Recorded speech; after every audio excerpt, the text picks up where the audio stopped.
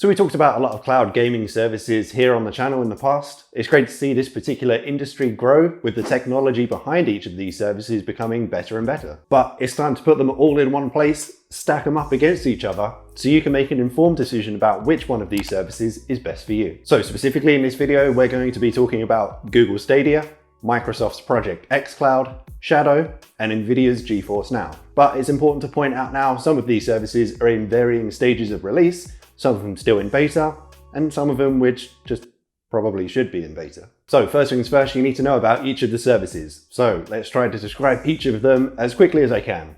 An elevator pitch, if you will. Google Stadia allows for game streaming at 4K to TVs with a Chromecast, the Chrome browser, or to Pixel phones. It offers a storefront with existing titles, some exclusives in the work, and also 2 free games per month with their Pro subscription. Some features to be rolled out include Stream Connect, State Share, Crowd Play, and also a free tier. Microsoft's Project xCloud is currently in beta, but comes with an extensive list of games which are included with the service, which are currently available to stream via their Android app at 720. Xbox owners also have the option to stream games they already own to the xCloud app, and at its launch, xCloud is expected to be bundled in with a pre-existing package like Xbox Live Gold or Xbox Game Pass.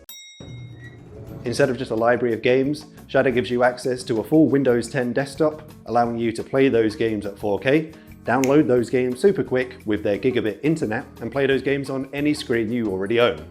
Like, literally any screen. Shadow offers the versatility to both play games and also other workstation tasks like Photoshop, editing video, or 3D rendering. GeForce Now lets you access a library of free games, as well as games you already own in other game libraries, and allows you to play those games at 1080p at 60 frames per second. There's a completely free option available, or a paid-for version for people who want to skip the queues, extend their game sessions, or play with beefed-up hardware which includes ray tracing. Man, that elevator took forever, and people kept getting off. So with the basics down, it's important to note that not all cloud gaming services are created equal, so it's time to pop open the hood and see what each of these services is working with.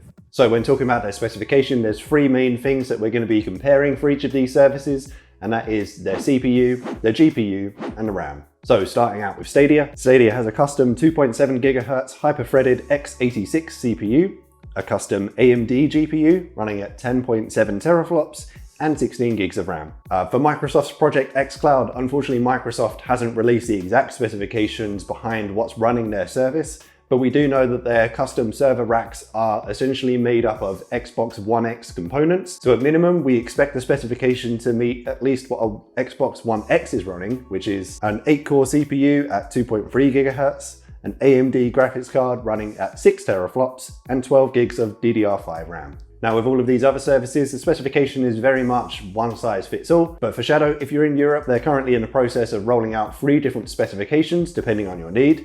Remember, this one is the full Windows 10 PC. So the first tier is called Boost, and this is also the main specification which is currently available in the US. And that has a 4-core Intel CPU running at 3.4 GHz, an Nvidia GTX 1080 equivalent GPU running at 8.9 teraflops and 12 gigs of RAM. Their Ultra tier has a 4-core Intel CPU running at 4 GHz, an Nvidia RTX 2080 equivalent GPU running at 11.2 teraflops and 16 gigs of RAM. And finally, for the big dick boys, a 6-core Intel CPU running at 4 GHz, an Nvidia Titan RTX equivalent GPU running at 16.3 teraflops and 32 gigs of RAM. And finally, GeForce Now. Again, this one was difficult. It doesn't look like Nvidia has released the exact specification of what they're running, but based on speculation, we believe it to be an Intel Xeon CPU at 2.3 GHz, a custom Nvidia Tesla P40 GPU running at 11.76 teraflops, and 15 gigs of RAM. So maybe you've heard a specification that you can get on board with, but the next important question is how exactly are you going to be playing those games?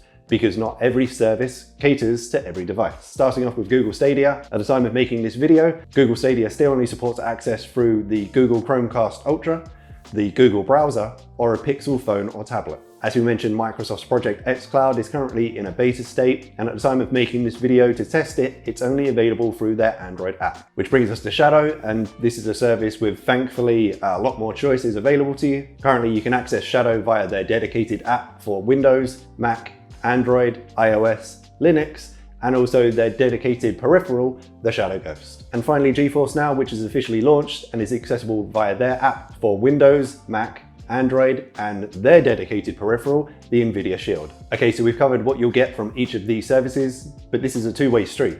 Luckily, there's only two things these services really need from you.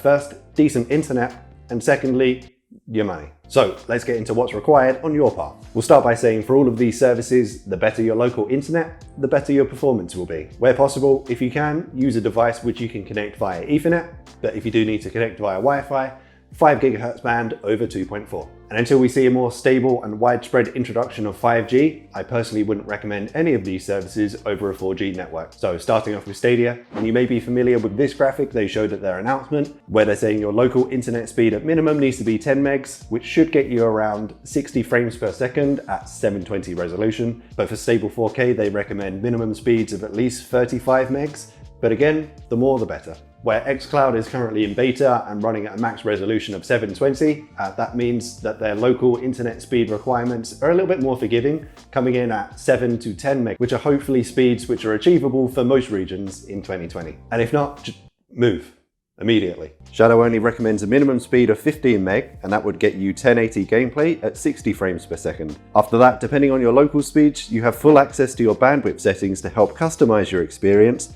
and get a smooth performance up to 144 Hz at 1080 or 60 frames per second at 4K. And similarly, GeForce Now requires a minimum speed of 15 meg, but recommends at least 25 to run games at a max of 1080 at 60 frames per second. And finally, but most importantly for your wallet, how much do each of these services actually cost? Because let's face it, with this and the amount you're going to be spending on games, you may need to do some maths just to make sure you can still, eat. So starting off with Stadia, and again, all prices are accurate at the time of making this video. Currently, Stadia haven't released their free tier, so to get it initially, you have to be some kind of chump and spend £129 on their Founders Pack. And as well as that, you'll be required to pay $9.99 per month for the Stadia Pro subscription, which does get you access to 4K 60 frames per second gaming, whereas the free tier is said to be capped at 1080. The Stadia Pro subscription also gets you 2 free games per month, but if the past is anything to go on, the last time I looked at it, it was Farming Simulator and Tomb Raider. Next we have xCloud, which we've said is currently in a beta state, so right now it is completely free. You just need to sign up and be accepted into the beta program, although it's been speculated that once released, this would cost around $15 per month. For Shadow, the price you pay monthly depends on the tier you're going for, and also if you sign up to a rolling month plan or an annual plan. So looking at the monthly prices, Boost comes in at $14.99, Ultra comes in at $29.99 and Infinite is $49.99. GeForce Now currently has 2 tiers available, the first one being free, but you are limited to 1-hour game sessions and you do need to queue for virtual machines before you can get in to play a game. Or their $4.99 a month Founders tier lets you skip the queues, extends your game sessions to 6 hours and also gets you access to RTX hardware. We did it, we nailed it. All the information in this video should stay relevant for at least a week, maybe 2. Links to all of the cloud gaming services we discussed will be in the description down below, but in the comments, I'd love for you to let me know which is your service of choice and why. But if you enjoyed the video or found it helpful, a like rating would be appreciated. It really does help the videos. If you haven't already, remember to subscribe to the channel. And as always, I shall see you in the next one.